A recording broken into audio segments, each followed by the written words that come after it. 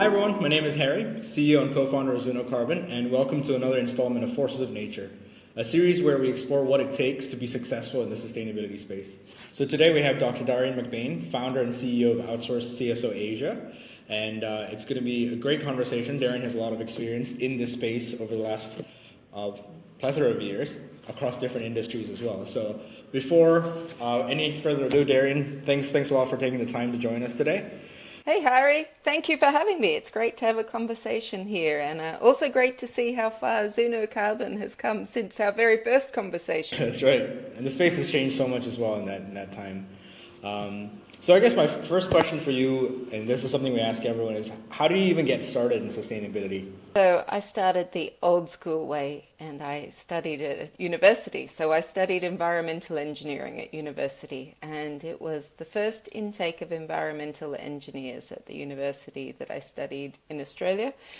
And I kind of look back now and think, oh, I don't know that we really achieved our outcome, but it was not so long after the first Rio Earth Summit, and there was a recognition that engineers would have to start doing some of this major project work, like around climate change and global issues on the environment. And so engineers needed to be trained to help to solve some of those problems. So we were the first ones, and I have to tell you, optimist that I am, I thought we had gender equality solved because we were the first intake of engineering that ever had more than probably about 20% females, and we had over 50%. And I thought, climate change, we're going to have this sorted in a decade. And I think it's only gone backwards. I'm not going to say it's all causal because of my training, but certainly there's still plenty of challenges left.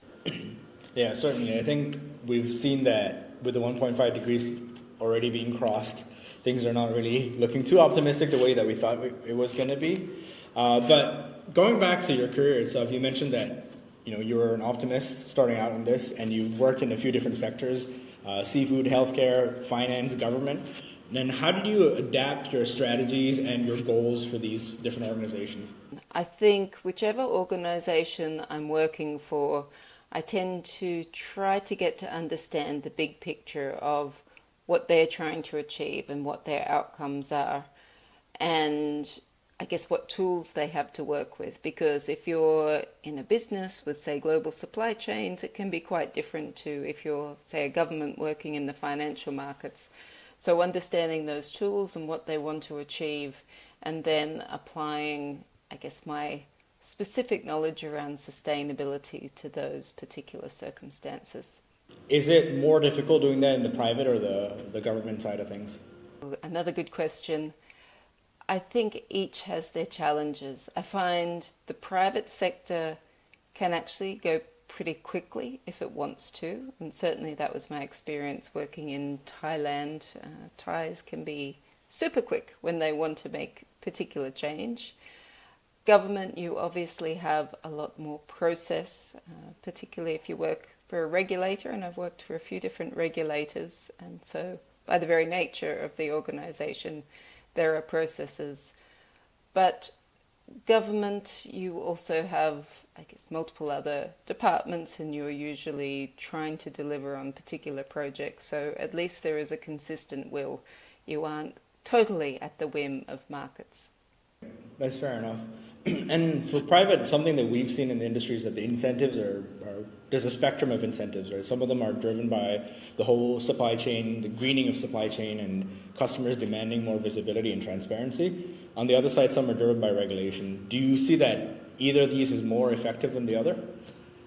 In the private sector, my experience has always been that the market drives the demand for sustainability work. Regulations need to be complied with. Often I have seen, and this is from consulting work as well as being in the private sector, that some companies will spend almost as much time trying to find their way around regulations as actually complying with regulations. So I think with regulation there is often unintended consequence, and that only becomes apparent a few years after particularly new regulations, whereas I find it's a much more direct link between what the market is demanding and what customers are demanding and what a company is likely to do.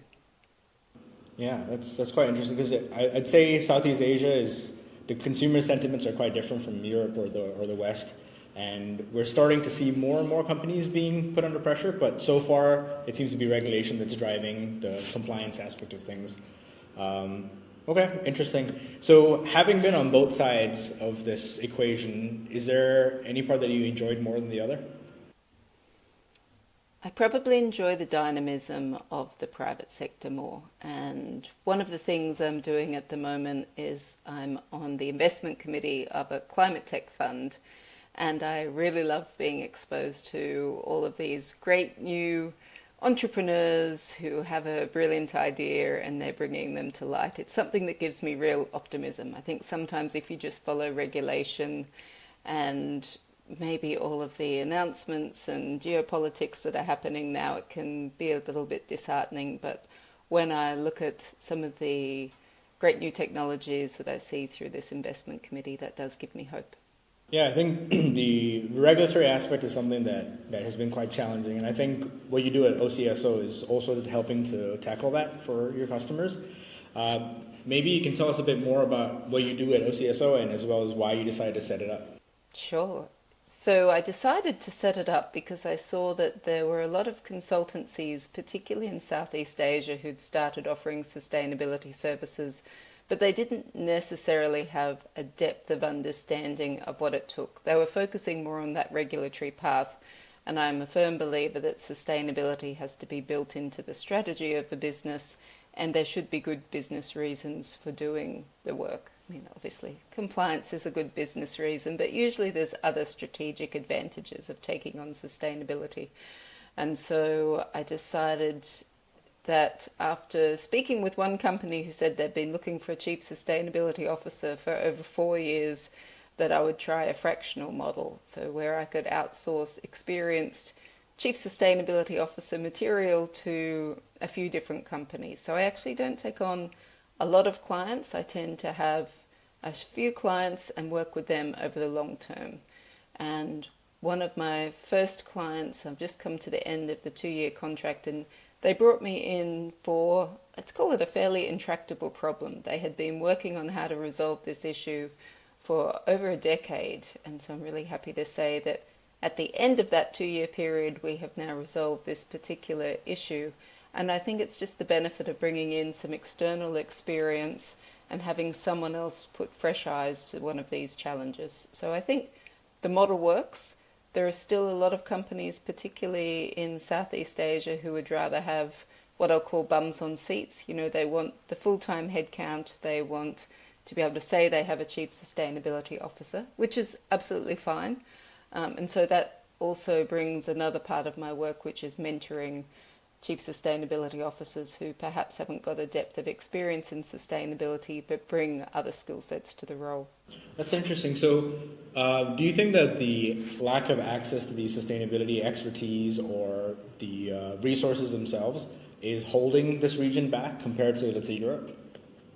I think it does raise some challenges, and you've brought this up partly by the focus of discussions on regulation. For example, if you are only focused on reporting your scope 1 and 2 emissions, for example, or maybe scope 1, 2, 3, you may miss some of the broader advantages of taking sustainability on. You may miss how markets are changing, how your customer base has different preferences. There could be opportunities for efficiency, there could be opportunities for engagement, either of your own staff or with your customer base. So I think if you have purely a regulatory focus, which a lot of consultancies took in this region, then you may miss some of those other strategic advantages. So I am a strong advocate for taking a look across a broader spectrum. That's great. I think the sustainability talent shortage in Singapore is also slowly changing. I feel like more people are taking interest, and I mean, as you said, you're mentoring CSOs, right? So they're also becoming more privy to what it takes to be a good CSO. You also talked about how you've helped customers to go from essentially setting up their sustainability practices to achieving their goals and guiding them through that process. So have you seen the overall landscape improve, the regulations moving in the right direction, or do you still think that there's a huge gap that's being unaddressed?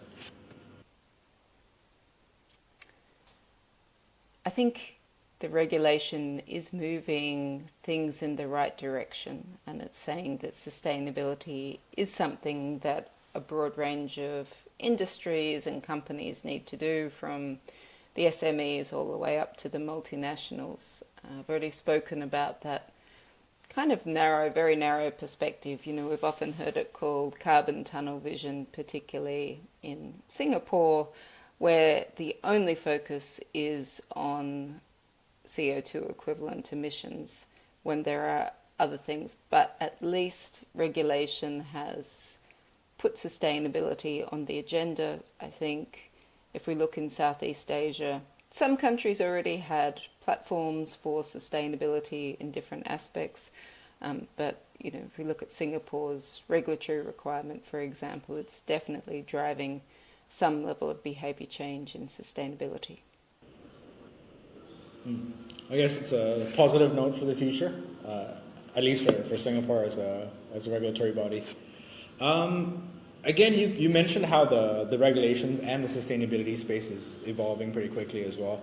How do you stay up to date? Because I think, myself being in this space, there's a lot of noise and the signal is quite difficult to pick up from that.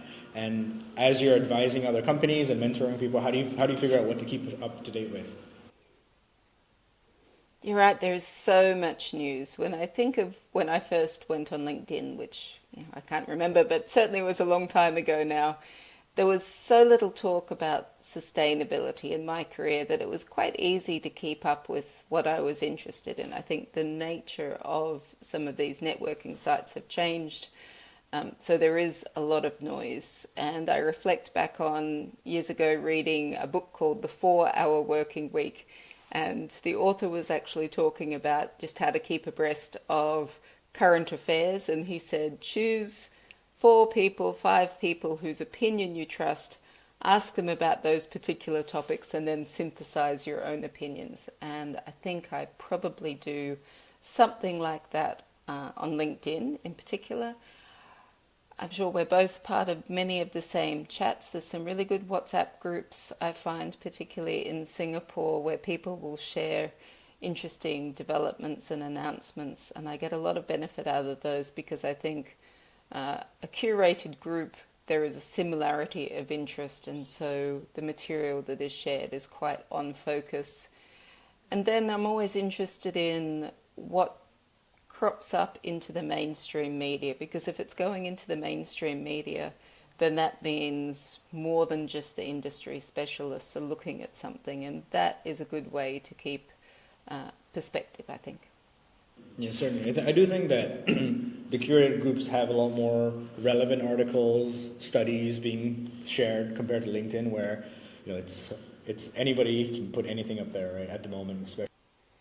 Yeah, it's a lot of humble bragging on LinkedIn. Its usefulness sometimes, I think, now is a little bit harder to see, but I still do use it for a source of information. Definitely the chat groups.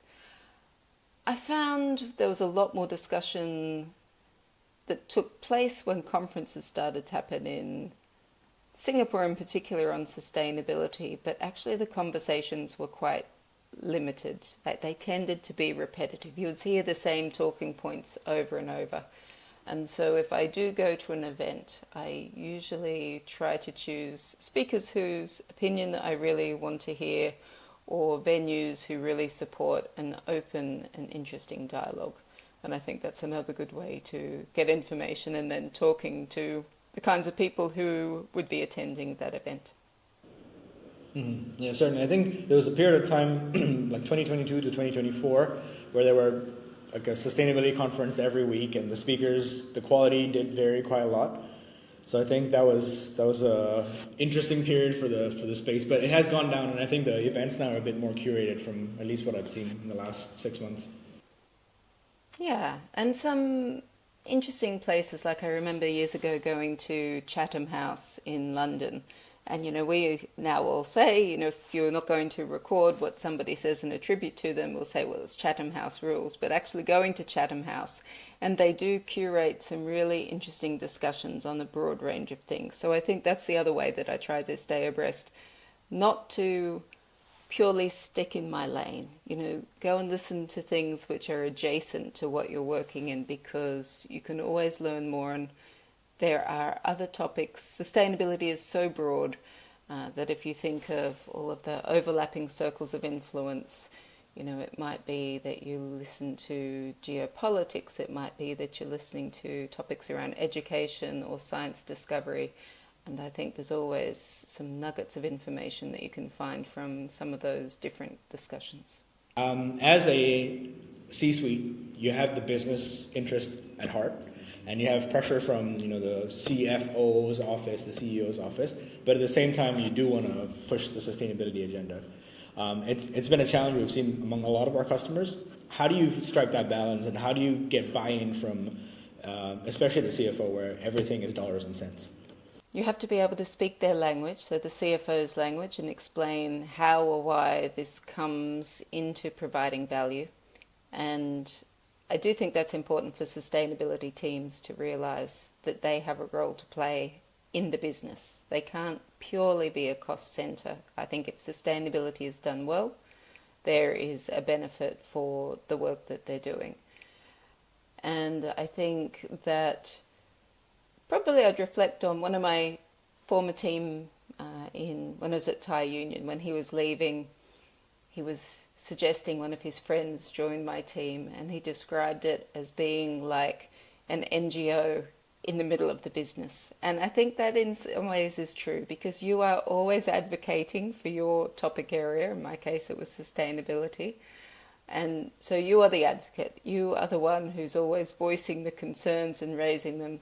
But I do think my experience with business is that ultimately you have to think about what is your role in helping the business develop, whatever the business's goals are, and they can be many and varied. It's not always purely profit driven, but then you need to make sure that your sustainability work is supporting that overall agenda. Mm-hmm. I think maybe just tapping on one of the points. So when you're at Thai Union, right, it's a company where there is a pretty complex supply chain to monitor as well. So when it comes to the business, it's not just getting your internal operations to become sustainable. It's also figuring out how it impacts upstream and downstream. So getting buy-in from these small companies is also quite a challenge that we see a lot of companies facing. So do you have any advice for CSOs trying to get that to happen? You've always got to think what's in it for the other person, and whether that other person is another business unit, or in my case it could have been factories, it could have been purchasing teams or marketing teams, or if you're going externally, it could be your suppliers. What's in it for them? Because you might, if they like you, they might give you the freedom of doing something once for no benefit, but you can't keep going back and asking time and time again to do something which has no benefit for them. So I always found, speaking, I guess, extensively and understanding what the ask was from their perspective, and then thinking about it and seeing if there was an opportunity to bring about some benefit so they would actually want to do the change. Because, as I said, there's only so many times you can lay down the law and say, you've just got to do it because I told you.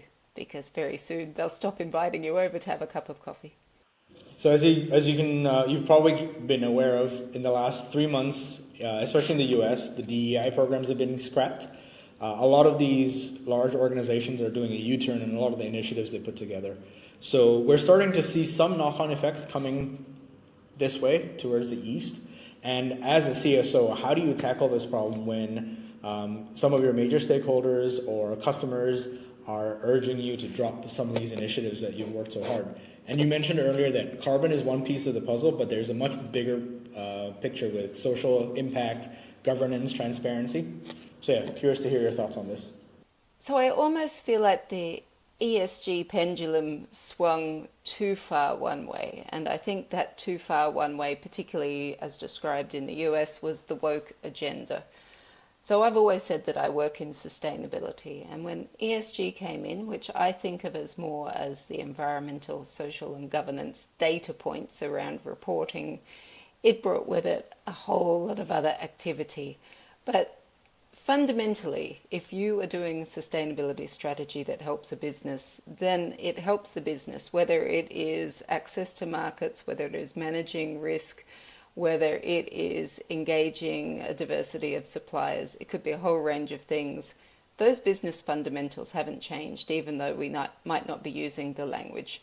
So if you were doing DEI purely for the sake of, oh, I feel like we should be doing DEI, then maybe you weren't going about it the right way. But if you genuinely believe that there are benefits to be had from having a diverse range of views, a good example would be if you are creating, let's say, consumer products that are going to be bought by people in the supermarket. You've got a huge number of those customers are women, and maybe if it's a customer targeting younger people, then you've got children having a voice. If you're never getting input from your major bases of who you're trying to target, then are you really coming up with the most diverse and risk-protected strategy? Probably not. So I think every organization has to understand where they are deriving value, and if some initiatives have zero value at that time, then they should probably be dropped. But really double down on the initiatives that actually do provide value to the business. Wow, yeah, that's a very refreshing perspective, because most of the voices you hear, okay, this is really bad because all this is being scrapped, and on the other hand, it's like, okay, it had to be scrapped anyways.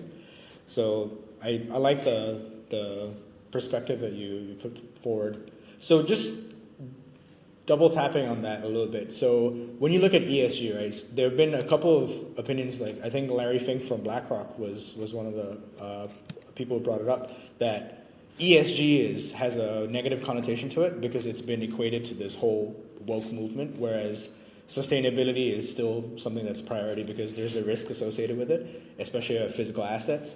There's, again, as you said, benefits from having a diverse perspective in your product development, marketing, whatever that may be. So do you think that whole ESG sector or the hype is going to die down and it's going to be more operationalized, similar to how financial accounting or risk management is? I think the hype will die down, and I would go back to the original definition of sustainability coming from the Brundtland Commission and the Brundtland Report, and that was really the concept of, can you continue to do something into the future, and will future generations have as much access to equity as you did in your generation? And I work a lot in commodity supply chains, and whether you're looking at fish or forests, it's very easy to see if you use up all of the resource now, future generations won't have access to it. If you have a fishery, so an area in the ocean which is teeming with life, and actually you catch all of those fish, there won't be fish for future generations there. But if you sustainably manage it, so just take enough fish for your needs and commercial needs, but leave enough there to continue to breed so that there is a population, then that to me is sustainability. So ESG, different terms will come and go, but can we continue to do this sustainably? And I think we all, as consumers and in different roles within governments and businesses, have to think of that big picture sustainability. If you look at the planetary boundaries as promoted by Johan Rockström and the Stockholm Resilience Centre, we are breaking through many of the planetary boundaries. The planet can't continue with our resource consumption as it is. And so I would say that businesses should think about sustainability in that way, particularly in Southeast Asia when we have so many family businesses. Do I think if I continue on this path that my children and my children's children will still be able to be running this business? Because if you're not doing it sustainably, actually you've probably only got another generation to go before the business will fold. Yep, certainly. I think you've hit the nail on the head, because a lot of family businesses are very profit conscious, but the way to convince them about the importance of sustainability is usually saying longevity of the business heavily relies on you being able to do this for the next 50, 60, 100 years. Exactly. And that to me is the definition of sustainability, actually. So I think I have a couple more questions, but these are more career related. So there's a lot of aspiring sustainability professionals who want to end up, leading teams. What's one piece of advice you would give them, especially if they're starting out? Follow what interests you. I mean, I don't think it's the right thing to do if you come into sustainability just looking for the big money or maybe the glory of sustainability. Um, Follow something, whether it is, I said I work a lot in commodities, food commodities. I've always been interested in the food industry, or it might be that you're interested in mining, or you might love accounting and reporting. So choose the area of sustainability that really appeals to you and perhaps to your nature and follow that, because there are many different paths to take, but I think you will always be more successful if you're doing something that you're passionate about. Great. Yeah, no, thanks for that. And in this journey, what do you think are a few of the skills that helped you out a lot? Being able to communicate is absolutely vital. You've often got very complex scientific concepts that you want to communicate, or it might be about change management. I mean, a lot of what we're doing about climate change now is change management in some way. So communication skills are absolutely essential. And I guess we often think of communication skills as talking at someone, but listening is just as important as being able to speak well on those topics. I think a curiosity for what's happening. We spoke before about how much information and how much noise is out there, and it's very easy to get overwhelmed. So if you've got your area of interest, I think become a specialist in that area and follow up on new developments and new activities that are going on. And I think another topic that we touched on today is your networks. Who are the other people that you can work with, who can support you, that you can support them, because sustainability is quite a networked area. It isn't like traditional accounting where perhaps you could wait for the accounts to come to you. There are reasons why you need to be able to get out there and engage with all different people. When I think of my role, it's everything from C-suite and heads of government to someone who is, say, running a fish farm in India. And so that takes, networks, but also the ability to communicate at lots of different levels.